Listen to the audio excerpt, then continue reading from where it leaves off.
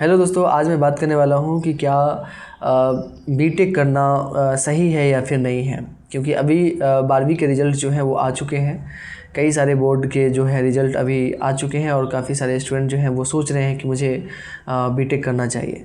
देखिए, बीटेक करने के लिए आपको जो है एंट्रेंस एग्ज़ाम देना पड़ता है और जो सबसे ज़्यादा फेमस एग्ज़ाम है वो जेईई मेन है, आपको देना चाहिए। अगर आपने दिया हुआ है जेईई मेन, अभी तो एग्ज़ाम भी चल रहे हैं, अगर आपने जेईई मेन दिया है, अगर आपकी अच्छी परसेंटाइल आ रही है, अगर आपको उसके ज़रिए जो है अगर एनआईटीज़ या फिर जीएफटीआई वगैरह सब मिल जाएंगे तो आपके लिए बेहतर होगा।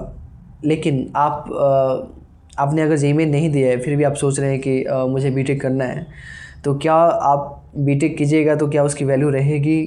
क्या आपको उसका कुछ अच्छा जो है मतलब फ्यूचर में स्कोप देखने को मिलेगा कि नहीं मिलेगा? वो सारी की सारी बातें जो है हम इस वीडियो में करने वाले हैं। देखिए, आप अगर इंजीनियरिंग करने जा रहे हैं तो आप ये मान के चलिए कि बहुत सारे इंजीनियर हैं हमारे पास में, बहुत ज़्यादा हैं। तो आप कुछ यूनिक करने नहीं जा रहे हैं, आप भी उन्हीं लोगों के बीच में शामिल होने वाले हैं।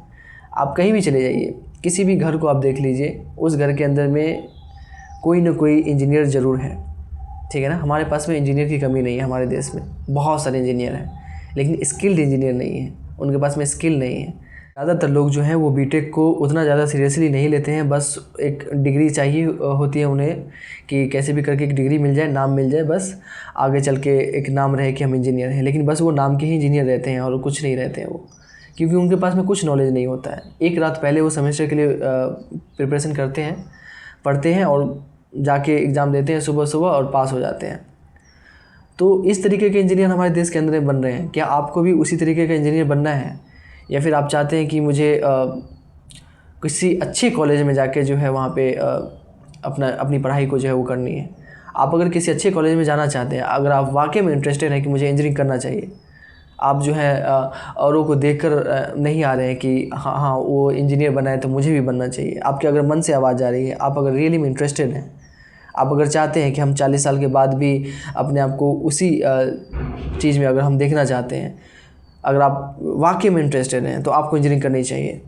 तो इंजीनियरिंग करने के लिए भी जो रास्ते हैं, डायरेक्टली नहीं करनी चाहिए, क्योंकि हमारे देश में बहुत सारे प्राइवेट कॉलेजेज हैं, बहुत सारे हैं।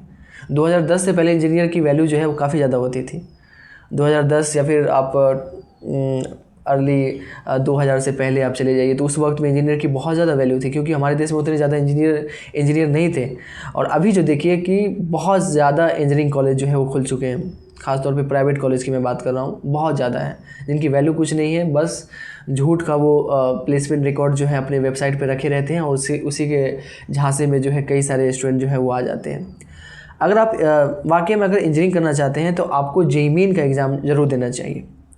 जेईई मेन का एग्ज़ाम देना चाहिए और कई सारे स्टेट इंजीनियरिंग एंट्रेंस के एग्ज़ाम होते हैं, वो आपको देने चाहिए। अगर आप उसमें अगर मतलब पास हो जाते हैं तो आपको एडमिशन लेना चाहिए, क्योंकि आप एंट्रेंस के थ्रू अगर किसी भी कॉलेज में एडमिशन लेते हैं तो वहाँ पे जो है आपको एक अलग तरीके से पढ़ाई वहाँ पे मिलती है और आपके अंदर में भी नॉलेज रहती है, क्योंकि आपने पहले से ही एंट्रेंस की प्रिपरेशन की थी। तो आप उस काबिल हैं कि कई सारी चीज़ों को आप आसानी से सीख सकते हैं।